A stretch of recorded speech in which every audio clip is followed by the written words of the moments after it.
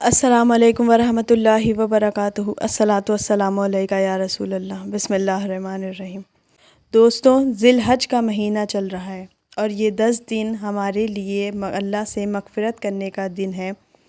ان 10 دنوں میں ہم جو بھی اذکار پڑھتے ہیں، جو بھی اچھے کام کرتے ہیں، صدقہ کرتے ہیں، ان سب کا ثواب باقی دنوں سے زیادہ اس مہینے میں ملتا ہے۔ ذی الحج کی 9 تاریخ یعنی عرفہ کے دن جو روزہ رکھتا ہے، حضور کریم صلی اللہ تعالیٰ علیہ وآلہ وسلم نے ارشاد فرمایا کہ اس روزے کا ثواب آنے والا سال اور جو پچھلا سال گیا ان دونوں کے گناہوں کو معاف فرما دیتا ہے۔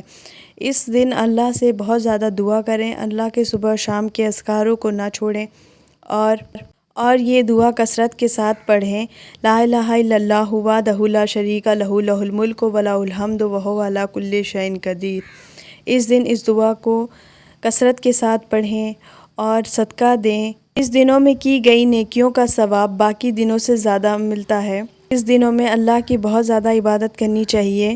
جتنا تہجد پڑھ سکتے ہیں، جتنا آپ اللہ کا اذکار کر سکتے ہیں، ذکر کر سکتے ہیں، صبح شام کا ذکر، اور 9 ذی الحج سے لے کر 13 ذی الحج تک یہ تسبیح پڑھیں جو آپ کی اسکرین پر دکھائی جا رہی ہے۔